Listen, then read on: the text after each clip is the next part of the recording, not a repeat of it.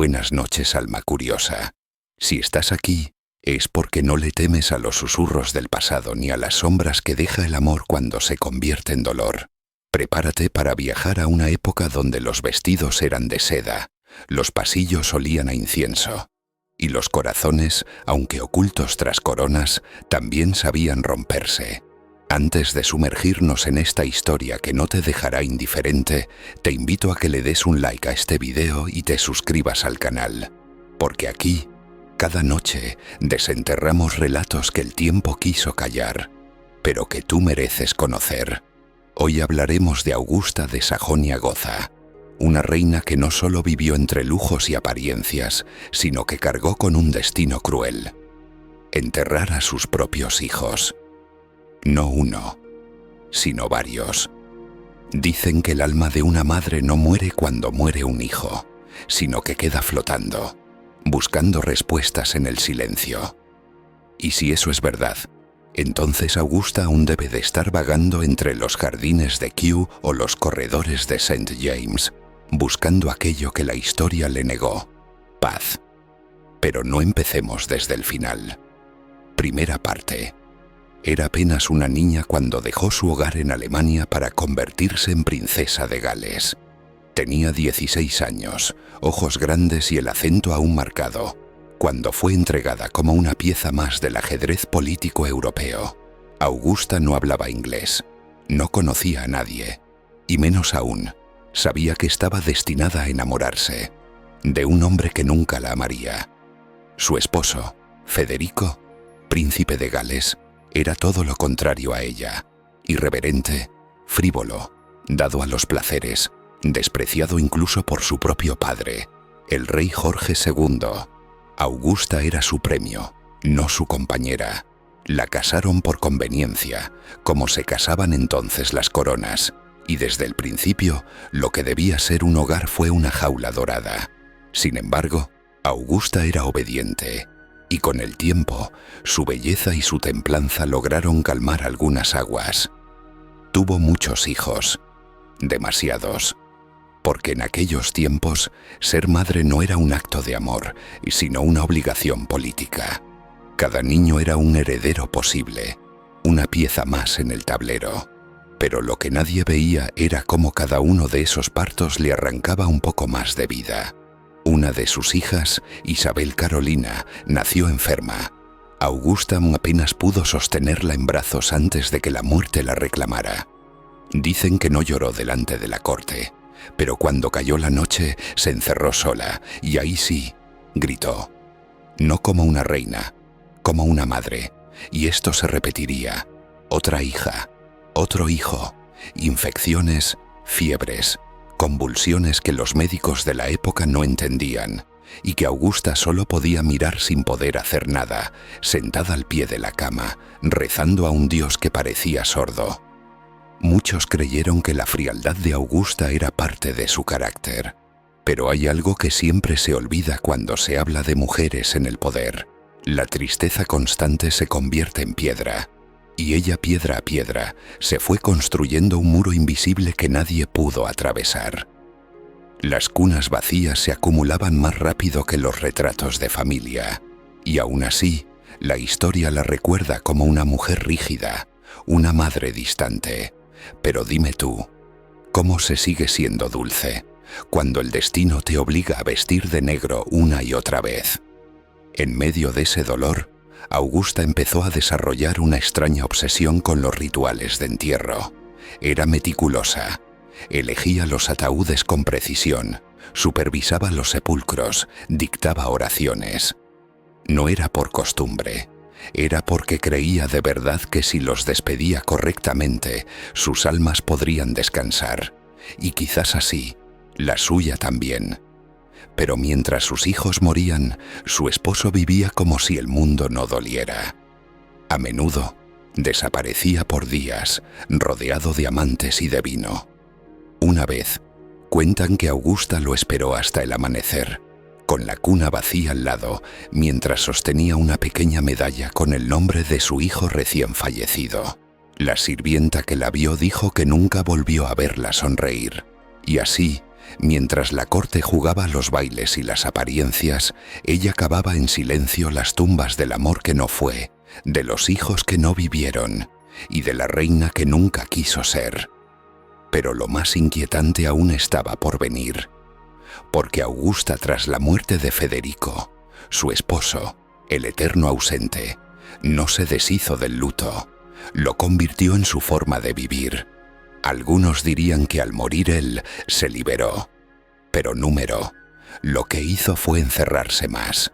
Se recluyó en el palacio de Kew, rodeada de recuerdos, de retratos de sus hijos muertos y de un silencio espeso, como una neblina constante. Nunca volvió a vestirse de colores, nunca volvió a bailar. Uno de los pocos que logró mantenerse con vida fue su hijo mayor, Jorge, quien más tarde sería Jorge III, el rey que enloquecería. A él lo moldeó con rigidez casi militar. Le enseñó que el afecto era una debilidad y que un rey debía ser como el mármol, frío, fuerte, sin grietas. Tal vez porque temía que si mostraba amor, el destino se lo llevaría también, como había hecho con los demás. La historia registra su papel como madre regente, poderosa e influyente. Pero los diarios personales, los comentarios velados de las damas de compañía y hasta las cartas censuradas nos muestran otra Augusta, una que hablaba sola en los jardines, que escribía notas para sus hijos muertos y las dejaba bajo las almohadas, como si aún durmieran allí. Hay una anécdota que casi nunca se menciona. Una noche, ya entrada en años, Augusta pidió que no la molestaran. Se encerró en una habitación con una caja de madera que nadie había visto antes. Al amanecer, la encontraron dormida en un sillón, con los ojos hinchados y las manos aferradas a un pequeño zapato de seda. El zapato pertenecía a su hija Carolina, muerta hacía más de 30 años. ¿Qué hace una madre cuando el tiempo no le devuelve lo que perdió? Cuando las oraciones no bastan y el poder no sirve para detener la muerte. Augusta lo intentó todo: médicos, sanadores, promesas, penitencias. Incluso algunos rumores hablaban de consultas con videntes, en secreto, a escondidas del clero, de la corte, de sí misma. Una mujer así, encadenada por el deber y por el duelo, empieza a escuchar cosas. A veces, mientras bordaba, decía oír pasos, o risas, pequeñas risas infantiles. Sus criadas pensaban que estaba perdiendo la razón, pero cuando se apagaban las velas, muchas de ellas también escuchaban algo en los pasillos. Una voz suave, lejana, que decía: «Mamá». No era locura, era memoria, y las memorias tienen sus propias formas de regresar, y así pasaban los días. Mientras el país avanzaba hacia revoluciones, guerras y cambios, Augusta se convertía en una sombra dentro del palacio. Nadie osaba contradecirla, pero todos la evitaban. Decían que su presencia traía frío, que los cuadros se torcían cuando ella pasaba y que las flores en los floreros se marchitaban al poco de entrar en su habitación. Quizás eran exageraciones, o quizás era simplemente lo que ocurre cuando el alma se niega a irse, cuando aún no ha enterrado del todo lo que perdió. Algunos creen que el alma humana puede resistir cualquier cosa, menos la soledad. Y Augusta no estuvo sola por falta de compañía, sino por exceso de ausencias. Rodeada de criadas, cortesanos, consejeros y retratos, pero vacía por dentro, como esas casas enormes donde todos los muebles están intactos, pero nadie vive realmente allí. Con el paso de los años, Augusta desarrolló una obsesión casi ritual con el tiempo. Cada reloj en el palacio debía estar sincronizado. Cada campanada, cada tic era una especie de recordatorio. Uno menos, como si esperara que al contar el tiempo con precisión, pudiera evitar que alguien más muriera sin aviso. No era superstición, era necesidad. Porque cuando la muerte se vuelve costumbre, uno empieza a buscar señales desesperadas para poder adelantarse. Pero lo que más intrigaba y aterraba a quienes la servían eran las caminatas nocturnas.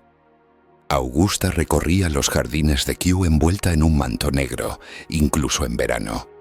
Caminaba descalza, murmuraba nombres, a veces los mismos, una y otra vez, como si los invocara.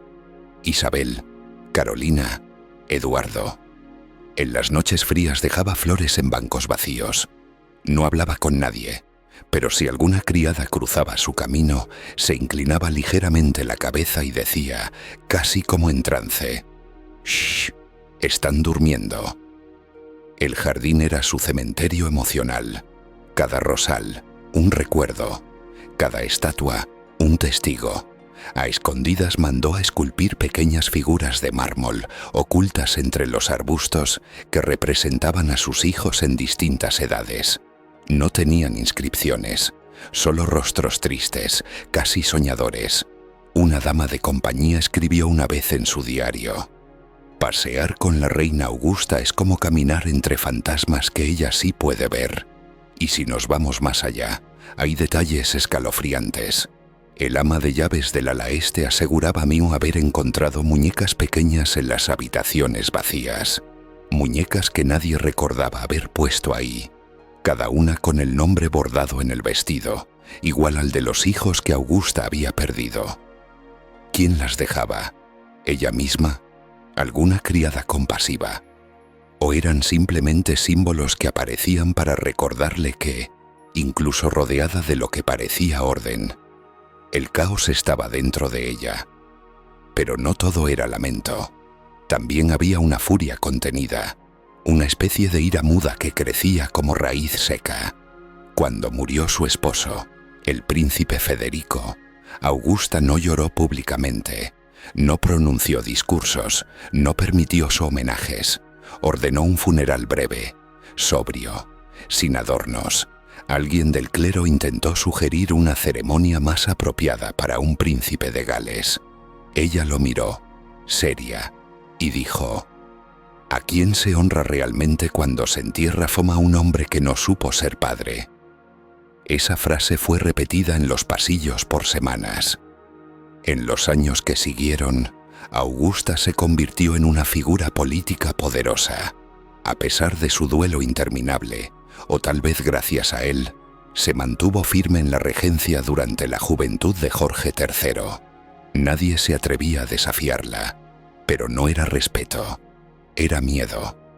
No al poder, sino a su tristeza, porque una mujer que ha enterrado a sus hijos y ha seguido caminando, se convierte en algo que la corte jamás supo manejar. Alguien que ya no teme a perder nada. Y sin embargo, había momentos, breves, como relámpagos, en los que se la veía mirando por la ventana, con los ojos vidriosos, susurrando en alemán antiguo. Canciones de cuna, pequeñas melodías que había cantado años atrás, en otra tierra, en otra vida. Como si aún creyera que, si el viento las llevaba lejos, tal vez, solo tal vez, sus hijos podrían oírlas donde quiera que estuvieran. Porque eso era Augusta de Sajonia-Gotha, no solo una reina. Era un relicario vivo de amor roto, una voz dormida en la historia, un espíritu que los libros llaman frío, pero que en verdad ardía de dolor. Entonces ven, y baja un poco más conmigo, a ese rincón de la historia donde no entran las antorchas del protocolo, ni el brillo de las coronas, ni los tapices bordados con escenas de gloria. Porque si queremos entender el alma de Augusta, no basta con hablar de muertes. Hay que hablar de lo que quedó después de ellas, de lo que nadie se atrevió a escribir, pero que aún vibra en los muros fríos de Kew. Hay historias que nunca llegan a los libros, historias que sobreviven apenas como susurros, como esas manchas que el mármol no puede borrar. Los sirvientes que cuidaban los pasillos decían que, en ciertas noches, cuando el viento soplaba desde el río y las hojas crujían en los patios, algo pasaba. Una presencia, una sensación, un escalofrío que bajaba por la columna y que no tenía explicación lógica. Y todos coincidían en una cosa. Siempre ocurría frente a la puerta de la sala donde Augusta guardaba sus cosas más íntimas. Nadie tenía la llave salvo ella, y nadie se atrevía a entrar, salvo una doncella que una vez lo hizo por error buscando una mantilla. Nunca volvió a hablar de lo que vio dentro, solo dijo con los ojos vacíos: no era un cuarto, era un duelo encerrado. Años después, cuando Augusta ya no caminaba, ni dictaba cartas, ni hablaba con nadie, esa habitación fue finalmente abierta. Lo que encontraron dentro era simbólicamente aterrador. No había riqueza, no había joyas, solo objetos cuidadosamente ordenados, zapatitos de bebé, mechones de cabello envueltos en seda, cartas rotas y muñecas sin ojos. Era un altar, no uno religioso, no. Uno hecho con la obsesión de quien no pudo cerrar el círculo. Cada objeto estaba numerado, con fechas. Algunos tenían marcas hechas con sangre seca. Y en medio de la sala, sobre un pedestal, una caja tallada con la inscripción Nur in der Stille hör ich sie noch. Solo en el silencio aún los oigo. Esa frase no aparecía en ninguno de sus escritos oficiales. Era un secreto, uno que parecía dirigido no al mundo, sino a los muertos. Los rumores comenzaron a tomar forma. Se hablaba de que Augusta había practicado rituales nocturnos.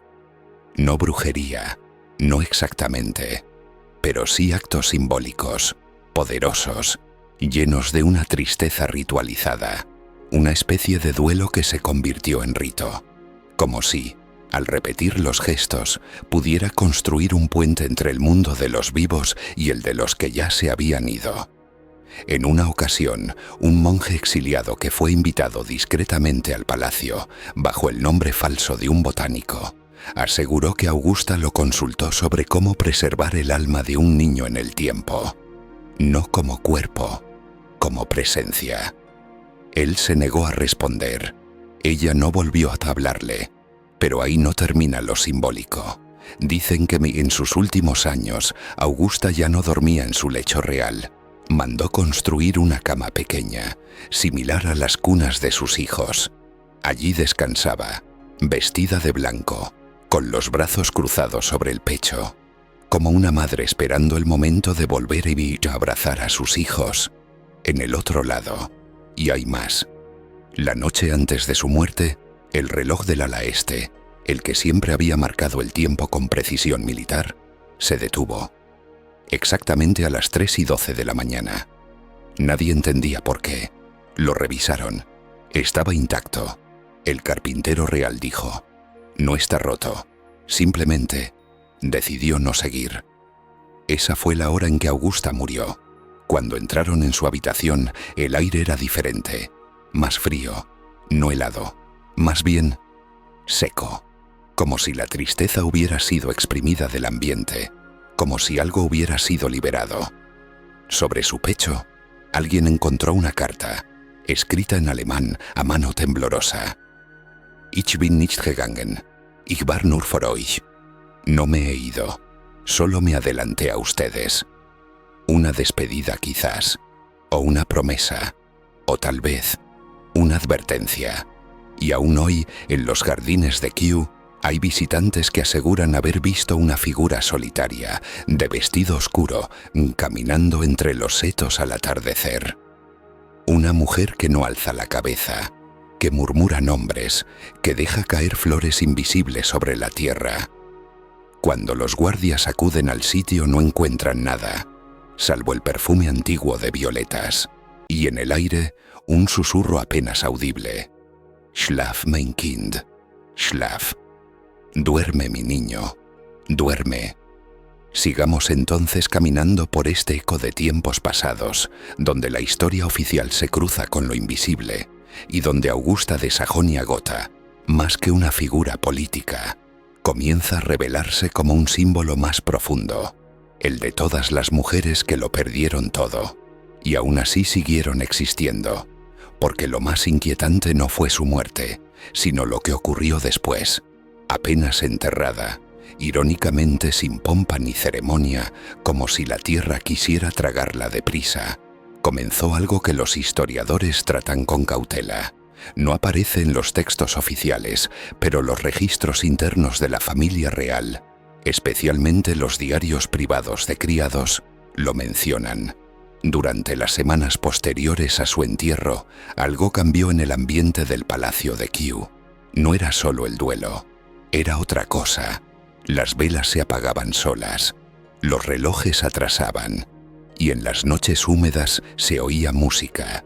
No una música festiva, era una melodía casi infantil, como una caja de música lejana. Nunca se encontraba su origen, pero aquellos que la escuchaban decían que era la misma que Augusta tarareaba cuando perdía a un hijo. Una nana, siempre la misma. Poco a poco, el palacio se fue despoblando. Los sirvientes comenzaron a pedir traslado. Los jardineros dejaron de trabajar al atardecer. Algunas habitaciones fueron cerradas por orden directa. Por mantenimiento, decían. Pero dentro de la corte se murmuraba otra razón.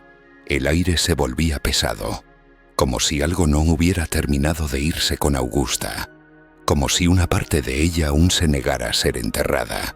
Pero hay una historia que sobrevive en la voz de una mujer, descendiente de una doncella que sirvió a Augusta hasta el final. Su testimonio, resguardado en una carta que pasó de generación en generación, revela un detalle que desafía cualquier análisis racional. Decía así: mi abuela, ya muy anciana, me contó que antes de morir, Augusta la llamó a su lado, le entregó una llave diminuta, oxidada, y le dijo que jamás abriera el arcón del ala oeste. Ahí guardé lo que no debía haber amado tanto, le dijo, porque cuando amas más de lo que el mundo permite, el mundo te lo quita. El arcón nunca fue hallado, pero desde entonces la frase quedó grabada en esa familia como una especie de maldición silenciosa. No ames demasiado. Y es ahí donde comienza lo simbólico, porque Augusta no solo enterró hijos, enterró el permiso de ser vulnerable, de ser vista. La historia la describió como severa, controladora, emocionalmente distante. Pero si hilamos las piezas, si escuchamos lo que el mármol aún no ha olvidado, descubrimos otra verdad. Augusta fue una mujer que no tuvo derecho a llorar a sus muertos como madre. Solo pudo despedirlos como reina, y eso la rompió por dentro. Hay una leyenda que dice que una vez al año, en el aniversario de la muerte de su hija más pequeña, la tierra de uno de los jardines de Kew se hunde levemente, como si algo o alguien saliera a la superficie, solo por unas horas, lo justo para que el duelo se asome. Después, todo vuelve a la normalidad, pero el césped nunca crece igual allí. ¿Y qué hacemos nosotros con estas historias? No son simples relatos de una mujer antigua, son espejos. Nos hablan de cómo el dolor reprimido se transforma en eco, de cómo el amor, cuando no encuentra dónde quedarse, se convierte en presencia, de cómo los que sufren en silencio a veces gritan de otras maneras. Y mientras la historia la archivaba como la madre del rey Jorge III, la memoria secreta la conservaba como la madre que no pudo dejar de ser madre, incluso después de la muerte. Augusta de Sajonia-Gotha no fue simplemente una reina viuda, fue un altar andante, una mujer que al perder a sus hijos uno a uno se convirtió en algo más, algo que ya no respondía ni a los códigos de la corte ni a los caprichos del poder. El título de reina quedó pequeño frente a lo que verdaderamente era, una madre sin paz, y esa clase de madre nunca muere del todo. En los siglos que siguieron, el nombre de Augusta fue encajonado en libros de historia como una pieza más del engranaje monárquico. Se hablaba de su influencia política, de su gestión como madre del futuro rey, de sus roces con la nobleza. Pero lo verdaderamente revelador quedó siempre entre líneas, en lo no dicho. Porque la historia oficial rara vez tiene espacio para el sufrimiento íntimo de una mujer poderosa, especialmente si ese dolor no fue útil al relato del imperio. Y sin embargo, ella sigue ahí, en los silencios de Kew, en la niebla baja de los jardines donde nadie entra después del crepúsculo, en los retratos donde sus ojos parecen seguirte, no con severidad, no con autoridad, sino con la tristeza infinita de quien no olvida. Hay un documento perdido, citado solo una vez por un bibliotecario que fue despedido por indiscreción. Asegura que Augusta, hacia el final de su vida, escribió algo parecido a un testamento secreto, no de propiedades ni de joyas, sino de advertencias. En ese texto, que nunca fue encontrado o que nunca quisieron mostrar, se dice que dejó escrita una frase final que aún hoy hiela la sangre de quien la escucha. Mi alma no descansa, porque un hijo muerto no es solo un silencio, es un eco, y yo lo sigo oyendo, aunque nadie más lo haga.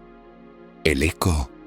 Sí, eso era Augusta, un eco que resuena en cada historia que intenta silenciar el dolor femenino, en cada madre a la que no se le permitió llorar, en cada palacio donde la tristeza fue considerada una debilidad.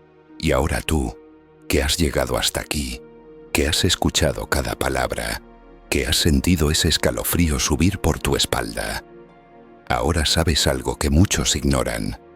Las reinas también lloran, pero hay algunas que lloran tan profundo que sus lágrimas no se secan nunca. Quedan atrapadas en los muros, en los relojes detenidos, en los rincones donde la historia no quiso mirar. Y cuando la noche cae, cuando el mundo se calla, es entonces cuando Augusta camina, no como un fantasma, sino como una presencia viva, no buscando venganza, sino buscando brazos pequeños que nunca volvieron a abrazarla, porque ella no fue cruel, fue rota, no fue distante, fue dejada sola, no fue temida, fue incomprendida, y mientras el mundo la olvida, algunos aún la recuerdan, no por su corona, no por su linaje, sino por lo que quedó de ella, una sombra que sigue acariciando nombres que ya no responden. Así terminamos esta historia, o mejor dicho, así dejamos que repose por un momento, porque los muertos no se van si los recordamos, y Augusta seguirá esperándonos en la próxima niebla. Y si esta historia te tocó, si sentiste que por un momento el pasado se sentó contigo en la cama como un susurro antes de dormir, entonces no te vayas sin dejar tu huella. Dale like a este video si quieres más historias que revelan los secretos que el tiempo trató de enterrar. Suscríbete al canal para que juntos sigamos despertando memorias dormidas. Y recuerda, hay cuentos que te hacen dormir, pero hay otros, como este, que te hacen despertar. Nos vemos pronto, donde el silencio tiene voz y los ecos cuentan la verdad.